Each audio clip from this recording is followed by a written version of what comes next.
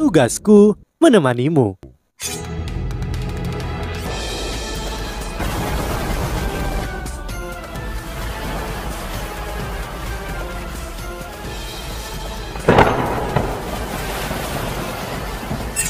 Hai sahabat Pasuk, kembali lagi bersama alur cerita versi novel Solen 2 Sekte Tang yang tak tertandingi.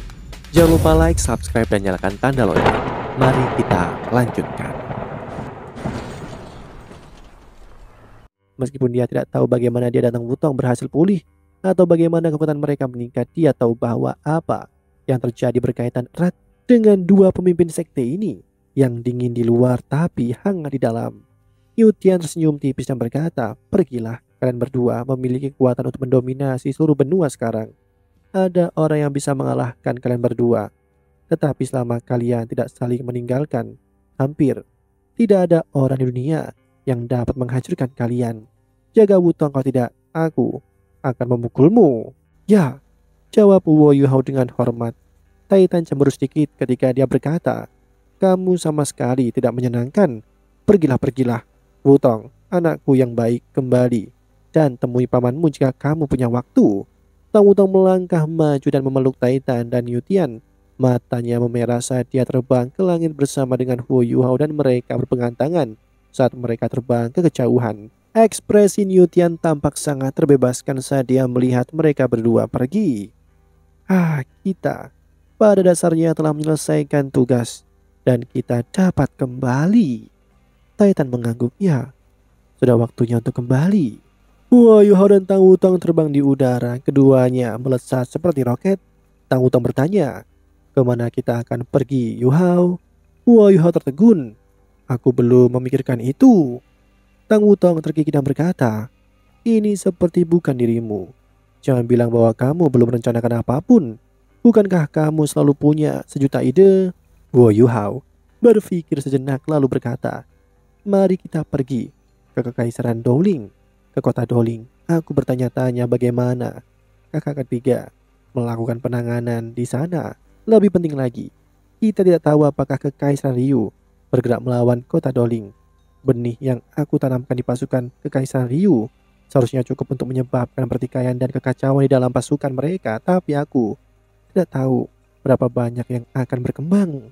Tang Wutong mengangguk dan berkata, "Ya, mari kita pergi ke kota Dowling. Kamu telah mengalahkan Jusi sehingga Akademi dan Sekte Tang akan baik-baik saja untuk saat ini. Kekaisaran Dowling berada dalam bahaya paling besar. Aku tidak yakin apakah kakak ketiga dan yang lainnya bisa bertahan." Di dalam kota Dowling, laporan militer dikirim terus-menerus ke aula utama Istana Kekaisaran. Orang jangkung yang duduk di atas tahta tidak lain adalah pertahanan abadi Susansi. Istana Kekaisaran Dowling baru saja mengalami serangan destruktif dan mereka membangun kembali aula utama sementara ini dalam waktu singkat. Lokasi asli Istana Kekaisaran tampak kosong seperti biasa dan tidak ada apa-apa di sekitar. Pejabat kota memang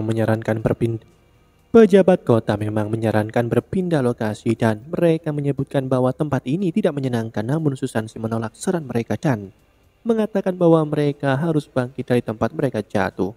Oleh karena itu, Istana Kekaisaran Dowling sedang dibangun kembali di lokasi yang aslinya. Tetapi semuanya sederhana dan tidak beriwar. 1 bulan telah berlalu dan Susansi tampak sangat berbeda dari sebelumnya. Senyum malasnya yang muncul di wajahnya setiap hari hilang digantikan oleh martabat dan keagungan, namun ia juga tampak jauh lebih tua dari sebelumnya. Meskipun hanya sebulan berlalu, tidak sulit untuk melihat berapa banyak usaha, darah, dan keringat yang telah ia lakukan dalam hal ini. "Lapor Bupati Pangeran, kota awan menari telah jatuh. Tentara pertahanan kota bertempur hingga orang terakhir, sehingga warga sipil dapat mengungsi dengan aman." Sepotong berita buruk lagi. Ekspresi Susansi tenang tapi wajahnya menjadi hitam dan pekat. Dia meraih sandaran tangan tahtanya dan buku-buku jarinya memutih karena dia menggunakan terlalu banyak kekuatan. Jiang Nanan berdiri tepat di sampingnya dia, mengangkat tangannya dan meletakkannya dengan lembut di bahunya dalam upaya untuk menghibur emosinya yang gusar. Banyak hal telah terjadi dalam Kekaisaran Dowling selama sebulan terakhir. Berita tentang kehancuran Istana Kekaisaran sama sekali tidak bisa disembunyikan sepenuhnya dan berita itu dengan cepat menyebar ke seluruh kota dan di tanah sekitarnya. Ada banyak pendapat dan suara yang berbeda tentang fakta itu. Kekaisaran Doling sangat ketat dalam menetapkan wilayah kekeluarga kekaisaran. Tetapi beberapa dari keluarga kekaisaran telah bercabang kembali pada masa-masa awal. Ada beberapa yang masih memegang semacam otoritas. Istana kekaisaran telah dihancurkan dan hampir setiap individu yang secara langsung turun dari keluarga kekaisaran telah binasa. Ada beberapa yang mulai mengamati tahta ketika berita apokaliptik sampai kepada mereka dan semua orang takut serta resah di dalam kekaisaran. Beberapa orang yang berambisi dengan cepat tampak seperti mereka bersiap untuk bergerak.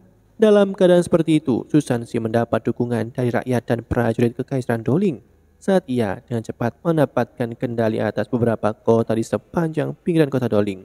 Lebih jauh lagi, dia berusaha menarik pasukannya sebanyak mungkin sehingga dia bisa berkonsentrasi dan memusatkan mereka sebanyak yang dia bisa. Bagian dari pasukan ini terdiri dari para elit yang telah melakukan perjalanan untuk memperkuat kota Shrek, dan wilayah internal kekaisaran Doling hanya bisa stabil jika Susansi mendapat dukungan dari pasukan elit ini. Hanya dengan begitu dia bisa menekan orang-orang yang ambisius itu sehingga mereka tidak akan bergerak melawannya dengan mudah. Tetapi bagaimana itu bisa mudah? Komandan pasukan elit itu adalah seorang jenderal terkenal dari kekaisaran Doling. Dan meskipun dia telah membalikan pasukannya ketika dia menerima intelijen yang akurat, dia tidak segera kembali ke kota Doling. Tetapi sementara menempatkan dirinya di sebuah kota besar di selatan setelah memasuki wilayah kekaisaran Doling. Di permukaan mereka mengklaim bahwa tidak akan berpartisipasi dalam konflik dalam keluarga kekaisaran, dan bahwa mereka hanya akan menerima anggota keluarga kekaisaran yang paling terkemuka untuk memerintah mereka. Mereka jelas berusaha untuk menunggu konflik untuk mendapatkan keuntungan yang tersisa. Jika jenderal memiliki darah kerajaan mengalir di nadinya, mungkin situasinya akan lebih buruk. Susansi seperti babi panggang di atas bara. Dalam keadaan seperti ini dan situasi yang dia hadapi sangatlah sulit, dua klan keluarga kekaisaran di utara sudah memulai pemberontakan atas nama membantu kaisar. Wilayah dalam kekaisaran Doling pada awalnya kosong, jadi kedua pasukan ini mulai mendorong ke arah kota Doling. Sesegera mungkin, satu tentara mulai melakukan kesalahan tak terkatakan. Saat mereka mulai menghabisi dan menjara di sepanjang jalan, mereka membunuh, mencuri, dan merampok terus untuk memperkuat diri. Tentara Susansi di sisi ini tidak kecil, tetapi karena elit Doling telah dimobilisasi, hanya tentara normal yang tersisa di kota. Kekuatan bertarung mereka hanya bisa menandingi salah satu dari pasukan pemberontakan itu, dan tidak sulit untuk membayangkan jenis tekanan yang dialami Susansi ketika kedua pasukan mulai mendorongnya pada saat yang bersamaan. Susansi tidak akan pernah memegang tahtanya tanpa alasan, tapi dia tidak akan memberikan begitu saja. Jika dia menyerahkan tahta kepada seseorang yang tidak mampu atau ke tangan yang salah, itu akan berarti bencana yang mengerikan bagi seluruh kekaisaran Doling. Untungnya, kekaisaran Liu tidak meluncurkan invasi terhadap kekaisaran Doling selama sebulan terakhir. Kalau tidak, situasi mereka bisa jauh lebih buruk. Susansi memiliki kekuatan terbatas di bawah kendalinya dan dia tidak memiliki solusi yang baik dalam keadaan seperti ini. Dia telah menunjukkan kemampuan luar biasa ketika dia pertama kali mendapatkan otoritas atas kota Doling, dan dia dengan cepat menangani situasinya. Namun dia tidak memiliki reputasi atau pengaruh yang cukup untuk mengendalikan seluruh kekaisaran. Dia tidak memiliki nama keluarga yang sama dengan keluarga kekaisaran dan dia bukan pewaris tahta sejati. Keluarganya tidak maju untuk membantunya dan itu adalah sesuatu yang tidak ia harapkan. Hanya ibunya yang ada di sini, yang adalah seorang putri kekaisaran Doling. Ayah Susansi menolak untuk maju untuk membantunya karena dia tidak melihat keadaan kekaisaran Doling dengan sangat optimis. Selanjutnya, dia tidak bisa mengambil resiko seluruh keluarganya. Dia adalah pemimpin keluarganya, jadi dia harus mempertimbangkan kesejahteraan keluarganya. Susansi mengalami kesulitan baik dari dalam maupun dari luar. Jadi bagaimana mungkin dia tidak bingung? Tapi apa yang bisa dia lakukan? Dia bisa mengerahkan beberapa prajurit untuk melawan kedua pasukan yang memberontak melawannya, tapi itu hanya akan mengakibatkan lenyapnya pasukannya. Satu-satunya hal yang bisa dia lakukan adalah memberikan perintah kepada warga sipil yang telah menderita untuk evakuasi. Pada saat yang sama dia memberi perintah untuk membuat garis pertahanan pada kota Doling secepat mungkin. Dia harus membela diri melawan pasukan pemberontakan dari dua keluarga kekaisaran sebelum dia bisa bernegosiasi dengan tentara elit kekaisaran Doling. Meskipun pasukan elit itu duduk diam, rakyat kekaisaran tidak memberi mereka masalah lagi. Ada alasan bagi mereka untuk duduk karena keluarga kekaisaran sudah pergi dan beberapa yang tersisa yang memiliki darah keluarga kekaisaran bahkan tidak berhubungan langsung. Garis keturunan Susansi dianggap paling murni, tapi nama keluarganya adalah Su, bukan Sue, yang merupakan nama keluarga kerajaan sekarang. Ini menjadi masalah besar. Karena itu, siapapun yang paling menonjol dan mewarisi otoritas tertinggi dalam keadaan seperti ini, apa yang dibutuhkan kekaisaran Doling saat ini adalah pemimpin yang hebat. Komandan pasukan elit sedang menguji Susansi dan dua pasukan pemberontak itu. Siapapun yang muncul sebagai pemenang dalam konflik mereka, berarti orang itu cukup kuat untuk mewarisi tahta. Lokasi pasukan elit itu penting secara strategis dan mereka dengan cepat membentuk garis pertahanan di sepanjang perbatasan untuk bersiap menghadapi invasi kekaisaran Ryu yang bisa datang kapan saja. Karena itu, tidak ada yang menyalahkan para komandan dan jenderal itu meskipun mereka tidak mengindahkan perintah mobilisasi Susansi. Para jenderal dan komandan itu tidak salah di mata banyak rakyat kekaisaran. Susansi memang mempertimbangkan untuk keluar dari kekacauan ini dan pergi, tapi bisakah dia benar-benar pergi begitu saja? Pasukan pemberontakan dua keluarga kekaisaran jelas adalah ahli waris yang tidak memadai, dan darah keluarga kekaisaran mengalir di pembuluh darah Susansi setelah semuanya. Dia tidak ingin melihat kekaisaran Doling hancur di tangan kekaisaran Ryu begitu saja. Karena itu, dia memutuskan untuk bertahan setelah berdiskusi dengan ibunya. Bahkan jika dia harus pergi di masa depan, dia harus memastikan bahwa urusan internal kekaisaran stabil sebelum hal lain. Sekarang Susansi telah menangani semua jenis masalah administrasi dan meskipun dia adalah dolo jiwa, dia masih merasakan dihabiskan dan lelah. Pejabat sipil dan militernya pergi dan aula istana kekaisaran segera menjadi kosong seperti biasanya. Nan Kyukyu mengepalkan tangannya saat dia menyarankan kepada Susansi. Kedua pihak itu seharusnya tidak memiliki individu yang kuat di sekitar mereka. Mengapa kita tidak melakukan operasi pembunuhan? Kita akan menyelesaikan semua masalah jika menghabisi mereka. Dan QQ merasa sangat tertahan selama beberapa hari terakhir. Pihak Susansi berada pada posisi yang kurang menguntungkan. Bahkan, sikap pejabat sipil dan militer kota Doling mulai berubah.